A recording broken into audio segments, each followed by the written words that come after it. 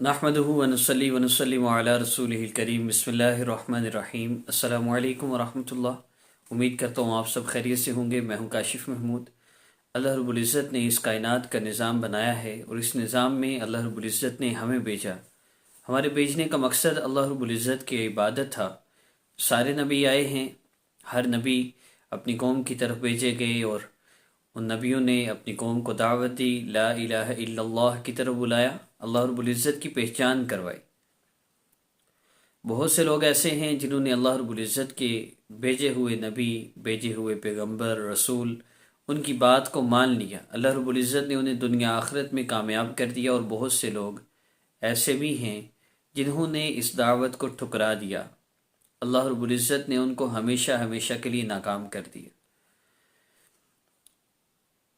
سب نبیوں کے آخر میں آقا پاک صلی اللہ علیہ وسلم کی بعثت ہوئی، اور آپ صلی اللہ علیہ وسلم کے دنیا میں آنے کا مقصد،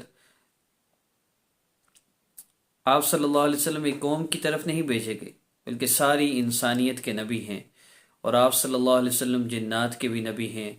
آقا پاک صلی اللہ علیہ وسلم وجہ کائنات ہیں۔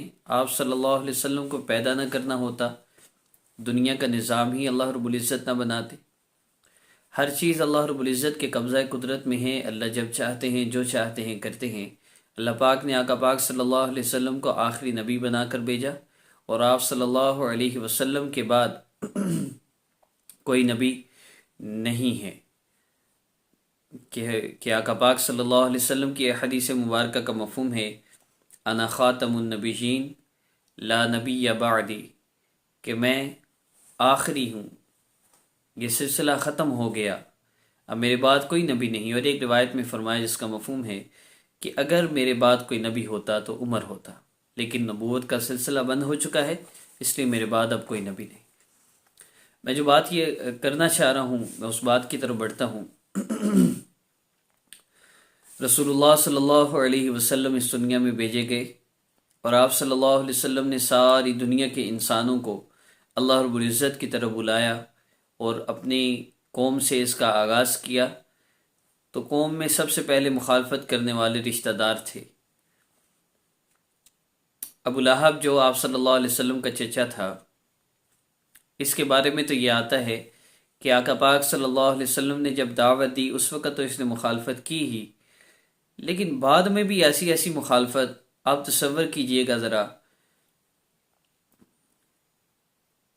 روایات میں آتا ہے کہ آقا پاک صلی اللہ علیہ وسلم جن لوگوں کے پاس جاتے تھے اور ان کو جا کر دعوت دیا کرتے تھے، تو یہ ابو لہب آپ صلی اللہ علیہ وسلم کے پیچھے پیچھے جاتا تھا، اور جن سے آپ بات کرتے ان لوگوں سے کہتا تھا، اس کی بات نہ سننا، یہ تمہیں بے دین کر دے گا، یہ جھوٹ بول رہا ہے، اور اس طرح کی بات۔ آپ تصور کیجئے آپ کوئی بات کر رہے ہوں اور آپ کو کوئی کہے یہ جھوٹا ہے، کس قدر انسان کی عزت نفس مجروح ہوتی ہے۔ قربان جائیے آقا پاک صلی اللہ علیہ وسلم کی اس امت سے محبت پر کہ آپ صلی اللہ علیہ وسلم نے اس دعوت کے کام کو نہیں چھوڑا۔ مجھے ایک بھائی کہنے لگے دعا کیجیے اللہ ہدایت دیں۔ میں نے عرض کیا آقا پاک صلی اللہ علیہ وسلم کے بعد کسی نبی نے نہیں آنا۔ اللہ رب العزت نے اس امت کو آقا پاک صلی اللہ علیہ وسلم کے بعد اس مبارک کام کے لیے چنا کہ جو دین آقا پاک صلی اللہ علیہ وسلم مکمل دے کے گئے ہیں، اس دین کو ساری دنیا کے انسانوں تک پہنچانا یہ تمہاری ذمہ داری ہے۔ اس لیے تمہیں امت محمدیہ صلی اللہ علیہ وسلم میں پیدا کیا ہے کہ تم بہترین امت ہو، لوگوں کی نفع رسانی کے لیے نکالے گئے ہو، بھلی باتوں کا حکم کرتے ہو اور بری باتوں سے روکتے ہو۔ آج امت جس ذمہ داری کے لیے بھیجی گئی اس ذمہ داری کو بلا بیٹھی ہے۔ اب اس لیے طرح طرح کے مسائل میں، طرح طرح کی تکلیفوں میں اور طرح طرح کی پریشانیوں میں مبتلا ہے، اور ان پریشانیوں اور تکلیفوں میں بجائے اللہ رب العزت سے تعلق جوڑنے کے مختلف اور طرح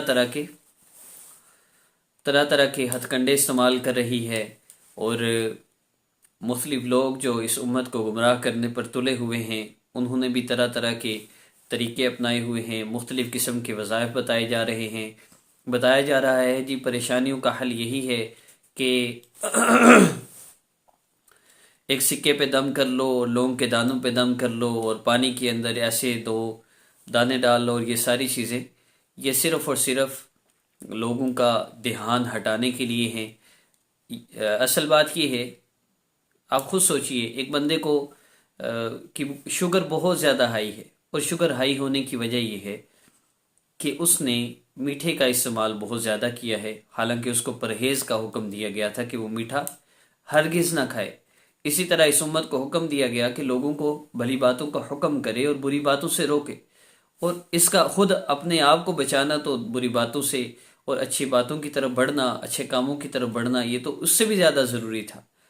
لیکن یہ امت خود گناہوں میں لگ گئی۔ آج آپ خود سوچئے، کیا ہمیں دیکھ کر کوئی کافر مسلمان ہو سکتا ہے؟ کیا ہماری زندگی ایسی ہے؟ اگر ہماری زندگی ایسی نہیں کہ کوئی کافر ہمیں دیکھ کر ہم سے متاثر ہو، تو پھر ہم کون سی راحتیں چاہتے ہیں؟ ہم نے جس دین کو اپنی زندگی سے نکالا ہوا ہے، اس دین کے بغیر ہماری زندگی میں سکون نہیں آ سکتا۔ وظائف، ان کا بیسیکلی مقصد اللہ رب العزت کو پکارنا ہے، اللہ رب العزت سے مانگنا ہے۔ لیکن میں ایک حدیث مبارکہ کی طرف آپ کو توجہ دلانا چاہوں گا۔ آقا پاک صلی اللہ علیہ وسلم کی حدیث مبارکہ کا مفہوم ہے، اے لوگو، امر بالمعروف کرو، یعنی نیکی کا حکم کرو، اور نہی عن المنکر کرو، یعنی برائی سے روکو۔ مبادہ وہ وقت آ جائے اگر اللہ رب العزت کے حکموں سے اور آقا پاک صلی اللہ علیہ وسلم کے طریقوں کے ٹوٹنے سے ہم نے لوگوں کو منع نہ کیا، جو گناہ کر رہے ہیں ان کو روکا نہیں، تو نبی علیہ الصلوۃ والسلام نے فرمایا، جس کا مفہوم ہے کہ مبادہ وہ وقت آ جائے کہ تمہارے نیک لوگ دعا کریں اور ان کی دعائیں قبول نہ ہوں، اور عذاب پے در پہ تمہارے اوپر مسلط ہوں۔ اور بھی بہت سے اس حدیث مبارکہ میں بہت سی باتیں نبی علیہ السلام نے فرمائی جو اس کام کو چھوڑنے سے ہوں گی۔ لیکن میں جو عرض کرنا چاہ رہا وہ یہ کہ ہم بہت دعائیں کرتے ہیں اور ہم کہتے ہیں ہماری دعا قبول نہیں ہوتی، پھر ہم ڈھونڈتے ہیں پتہ نہیں مسئلہ کیا ہے، کس نے کچھ کروا دیا ہے۔ مسئلہ یہی ہے کہ ہمارے گھر میں بھائی بہن بیوی بچے نماز نہیں پڑھتے، مجھے کوئی پرواہ نہیں، میں روتا پھر رہا ہوں تو صرف اس لیے کہ مجھے پیسہ مل جائے، میرے قرضے ختم ہو جائیں، مجھے کہیں سے لاکھوں روپیہ مل جائے، اور میں اس کے لیے طرح طرح کے عجیب وظائف دیکھتا ہوں، جیسے کہ میرے تھمبنیل پہ شو ہو رہا تھا۔ تو یہ مقصود صرف یہ عرض کرنے کے لیے تھا کہ ہماری پریشانیوں کا سبب اللہ رب العزت کی نافرمانی ہے، اور اس ذمہ داری کو چھوڑ دینا ہے جو ذمہ داری آقا پاک صلی اللہ علیہ وسلم کی ختم نبوت کے صدقے ہمارے اوپر لگی تھی۔ اس کا کم از کم درجہ، یا ایھا الذین آمنوا قوا انفسکم واہلیکم نارا، اے ایمان والے، خود کو اور اپنے گھر والوں کو جہنم کی آگ سے بچاؤ، یہ آخری درجہ ہے۔ کم از کم اس درجے پہ تو آ جائیں۔ کوئی بندہ ہمارے گھر میں ایسا نہ ہو جو بے نمازی ہو۔ اگر ہمارے گھر کا ہر بندہ 5 وقت کا نمازی بن گیا اور روزانہ ہمارے گھر میں قرآن پاک کی تلاوت ہو گئی، تو پھر استغفار کی کثرت کر لیجئے، چلتے پھرتے اٹھتے بیٹھتے استغفر اللہ معنی کا دھیان رکھتے ہوئے پڑھتے رہیے، انشاءاللہ مال و دولت کی فراوانی ہوگی۔ کوئی اس طرح کے ٹوٹکے استعمال ہرگز نہ کیا کریں، کبھی لونگ کے دانے اور کبھی پیسوں پر اور تکیے کے نیچے، اس طرح کی فضول چیزوں سے اجتناب کیجیے۔ اللہ پاک سے اپنے مسئلے حل کروائیں۔ مزید اس سے زیادہ کسی چیز کی ضرورت نہیں ہے۔ دوسری گزارش یہ کرنی تھی، ہمارے حضرت جی دامت برکاتہم العالیہ مفتی غلام رسول نقشبندی دامت برکاتہم العالیہ، جو خلیفہ مجاز ہیں حضرت جی پیر ذوالفقار احمد نقشبندی دامت برکاتہم العالیہ کے، ان کے ہاں جامعہ کی بنات کے مدارس ہیں، راولپنڈی میں بھی ہے، دھیر کوٹ میں بھی، مظفر آباد میں بھی۔ مظفر آباد میں رہائشی جگہ پر یہ مدرسہ تھا، جس کی وجہ سے اب طالبات کی تعداد بہت زیادہ ہے، اس لیے نئی جگہ پر مدرسہ تعمیر کیا جا رہا ہے۔ اس کے لیے آپ سب کے تعاون کی خصوصی گزارش ہے، درخواست ہے۔ آپ تعاون کرنا چاہیں تو سامنے حضرت جی دامت برکاتہم العالیہ کا ابھی آپ کو آئی بین نمبر شو ہوگا، پوری دنیا میں کہیں سے بھی آپ ٹرانسفر کر سکتے ہیں۔ حضرت جی کا نمبر بھی شو ہوگا، انشاءاللہ آپ رابطہ کرنا چاہیں رابطہ بھی کر سکتے ہیں۔ دیکھیے، جتنے لوگوں کو چھوڑی، جتنے حافظ قرآن، جتنی عالمات اور جتنے بھی لوگ یہ آگے پڑھائیں گے، وہ سب آپ کے نامہ اعمال میں۔ ہمارے حضرات کا مزاج نہیں، وہ تقاضا نہیں کرتے کہ ہمارا مدرسہ بن رہا ہے چندہ دیجئے، تو ہمیں خود ہی احساس کرنا ہے، جتنا ہو سکے اپنی آخرت کے لیے، اپنے اپنوں کی آخرت کے لیے جو اس دنیا میں نہیں ہیں، ان کے لیے اس کار خیر میں حصہ ڈالیے۔